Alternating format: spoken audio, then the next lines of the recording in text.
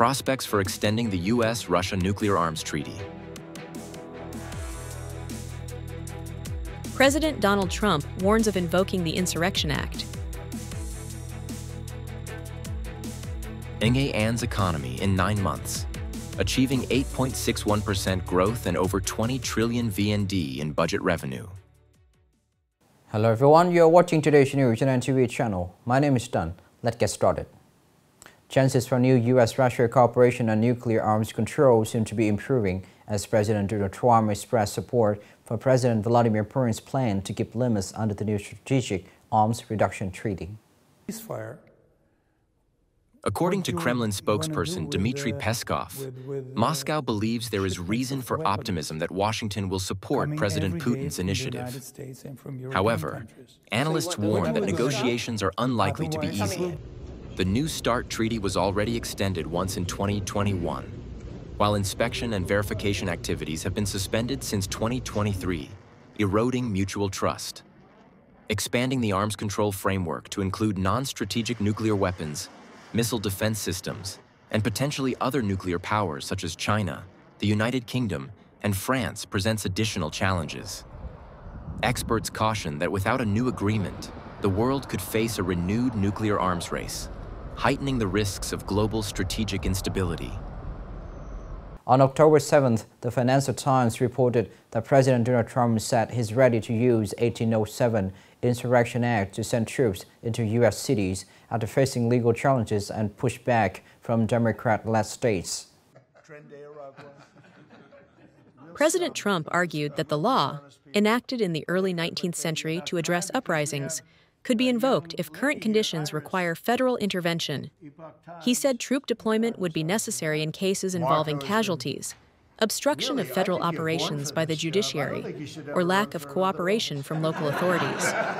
The president's plan to expand military presence in major cities has faced mixed court rulings, with an Oregon court blocking the move, while an Illinois court allowed troops to remain pending legal review. Since the start of his second term, President Trump has demonstrated a willingness to deploy military forces domestically, an option previous president largely avoided.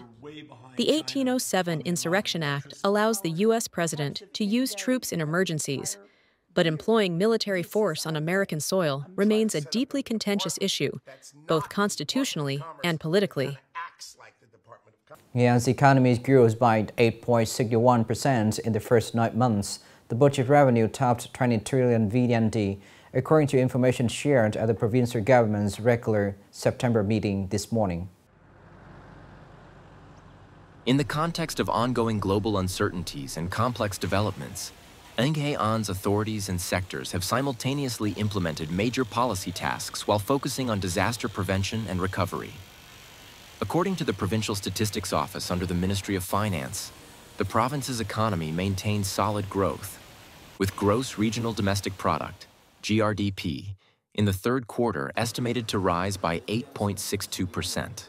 This brought the 9-month growth rate to 8.61%, ranking 11th out of 34 provinces and cities nationwide, and second in the north-central subregion, higher than the 8.49% recorded in the same period last year and approaching the projected scenario of 8.96–9.61%.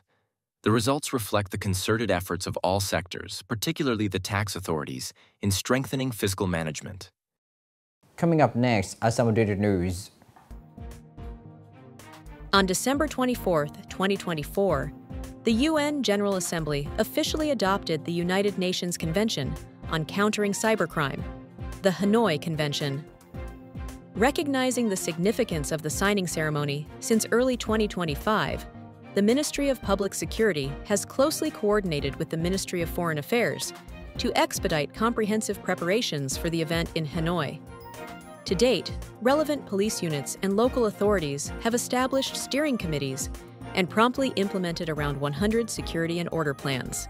The overarching goal is to proactively prevent, detect, and neutralize potential threats to security and safety from the earliest stages, ensuring that no unexpected incidents occur throughout the preparation and organization of the signing ceremony, in line with the directives of the party and the state.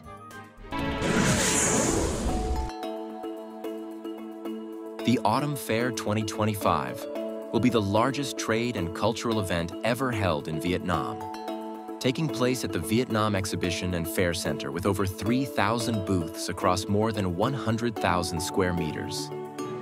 The event will bring together representatives from all 34 provinces and cities, ministries, and both domestic and international businesses. It is expected to serve as a major national trade promotion platform, boosting consumption, import-export activities, and helping Vietnam's economy surpass the 8% growth mark in 2025, while laying the groundwork for a year-round series of regional and international fairs in the future.